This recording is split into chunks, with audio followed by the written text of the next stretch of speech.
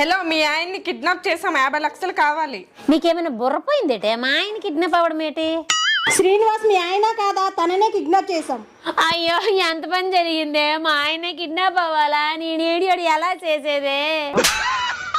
50 లక్షలు ఇస్తే మీ ఆయన్ని వదిలేస్తాము. మా ఆయన హైట్ చూసారా? పొట్టి ఉన్నారు. మా ఆయన పట్ట చూసారా? అరెకరం ఊడిపోయింది. తనకు పట్టుందా? తుడుముకుండలా ఉంది.